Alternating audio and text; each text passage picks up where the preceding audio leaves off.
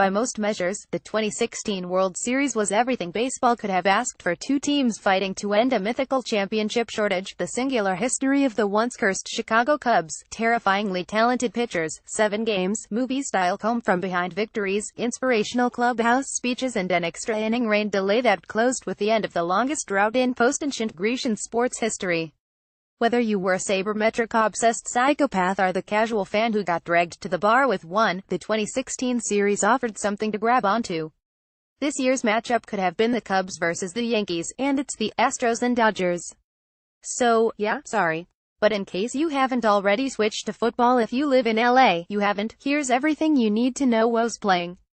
The Los Angeles Dodgers and the Houston Astros. You remember the Dodgers from the Kirk Gibson pinch-hit walk-off fist pump blast that appears by law in every World Series highlight reel ever assembled, and the Astros from being the team that had all the stripes in the 80s. In Los Angeles, more people attend Dodgers games than those of any of the city's 12 NFL franchises. In Houston, fans have turned to the Astros to help them move on from the ongoing devastation of Hurricane Harvey. So if you don't have a dog in this hunt, might we humbly suggest Team Astro? Who's favored? Good question. MLB.com posted a handy breakdown by position, in which batting numbers are presented with traditional BAOBPSLG and weighted runs created plus, or WRC, a park and league adjusted number where 100 is set as league average for easy comparison. Oh, forever loving FK, this is why everybody watches football now. Who has the longer championship drought? The Dodgers haven't won a championship since the year Hysteria was released, but it's hard to feel too bad, since they've won 5 of them since moving from Brooklyn to LA in 1958. Since '88, they've played in 67 playoff games.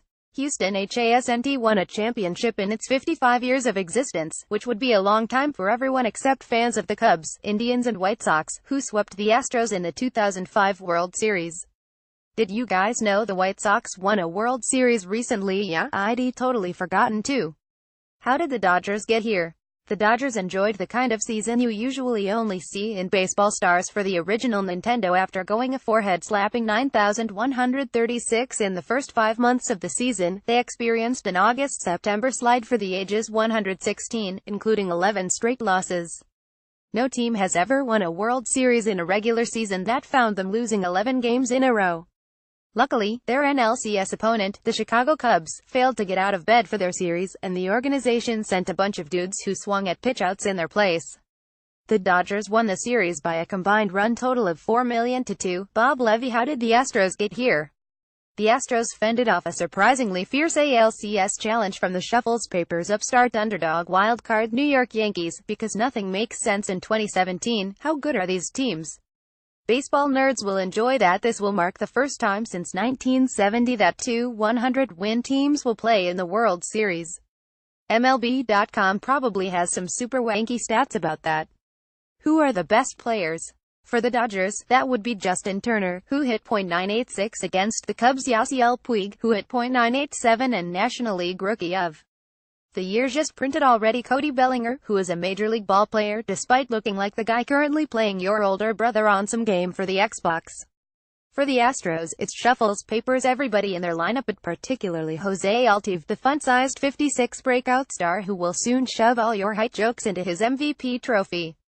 They also have starters Dallas Keuchel and Justin Verlander, whom nobody can hit. Who has home field advantage? The Dodgers, because baseball stopped being stupid about this last year. Why does everyone have beards? I don't know. Justin Turner looks like if Hagar the Horrible joined the Electric Light Orchestra.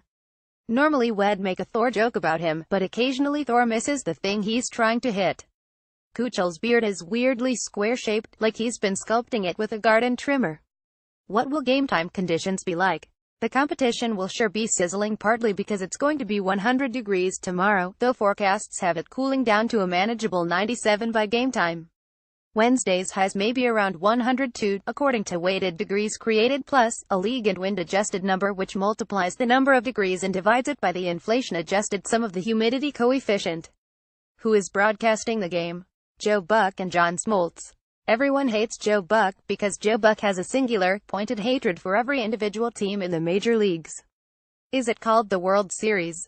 Oh please, this is 2017.